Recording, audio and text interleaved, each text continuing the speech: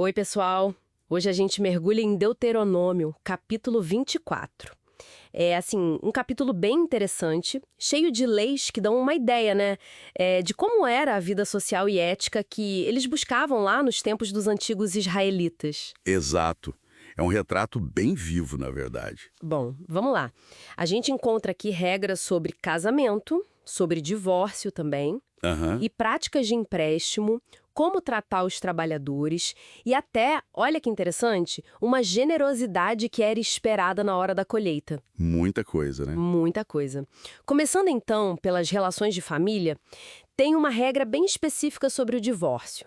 Se um homem se divorciasse da esposa por achar algo indecente nela. Uma expressão que, aliás, é super debatida, né? O que seria esse algo indecente? Exatamente, gera muita discussão.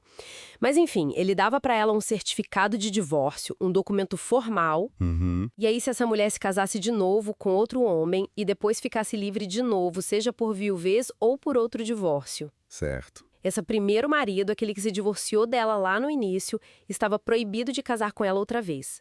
O texto diz que isso era detestável para Deus.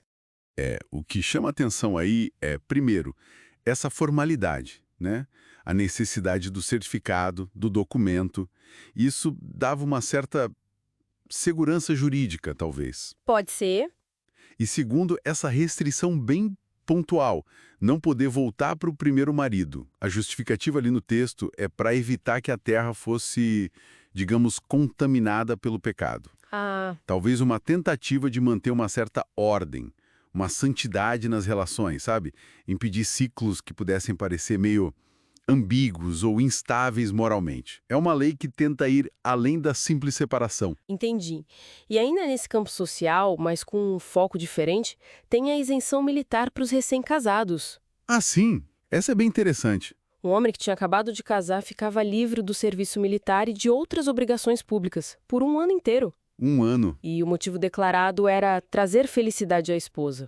Acho isso notável, sabe? Uma valorização clara do comecinho da vida a dois. Sim, dá para ver isso como um investimento na base da sociedade, né? A família bem estabelecida era fundamental. Faz sentido. Mostra um pouco das prioridades ali.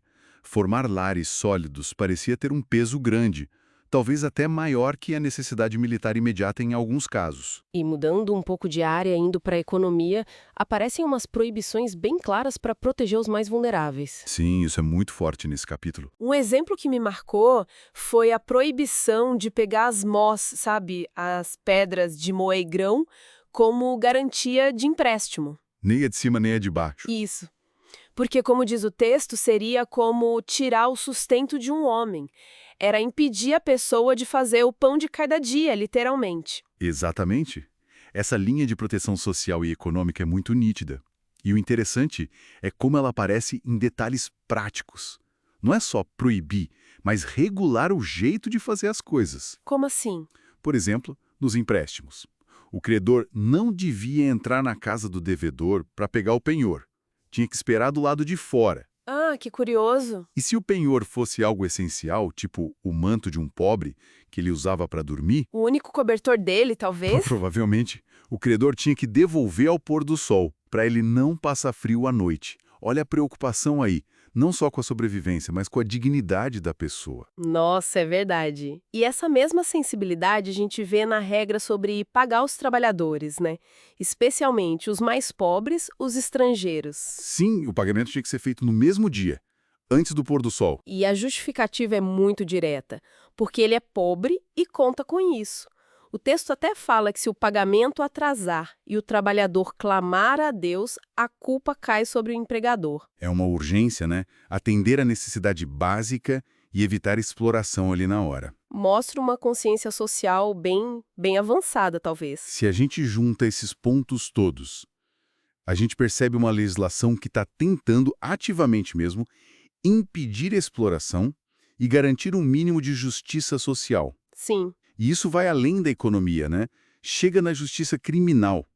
O capítulo diz: pais não morrem pelos pecados dos filhos, nem filhos pelos pais.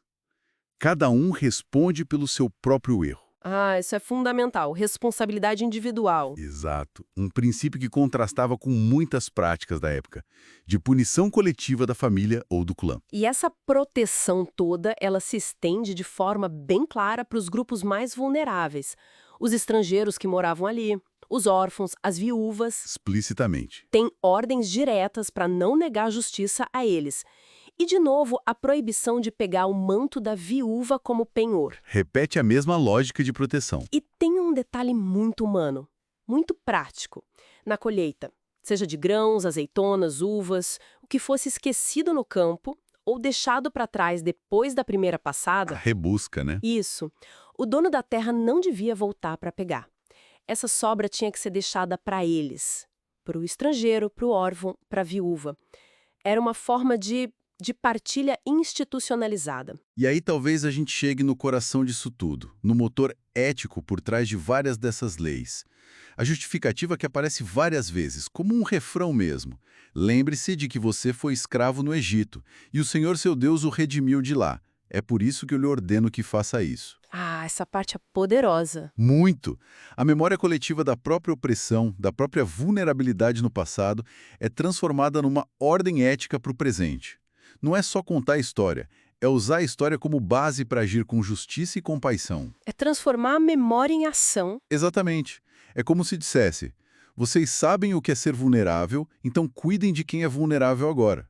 Isso constrói uma sociedade diferente, mais cuidadosa. Então, o que a gente pode tirar disso tudo, né? Deuteronômio 24 dá um vislumbre assim, impressionante de como uma sociedade antiga tentou colocar em leis concretas ideias de justiça, de compaixão, de responsabilidade mútua, desde o casamento até a colheita. Tentando equilibrar direitos e deveres, né? Sim, sempre com esse olhar para os mais frágeis. E como reflexão final, acho que fica essa força da conexão entre memória e ética. Essa insistência no lembrar da escravidão sugere que ter consciência do próprio sofrimento, da própria fragilidade do passado, pode ser um motor muito forte para construir uma comunidade que cuida de verdade dos seus membros mais vulneráveis.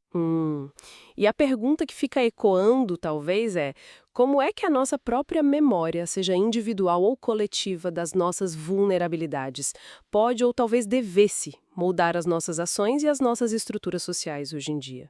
Fica aí para a gente pensar.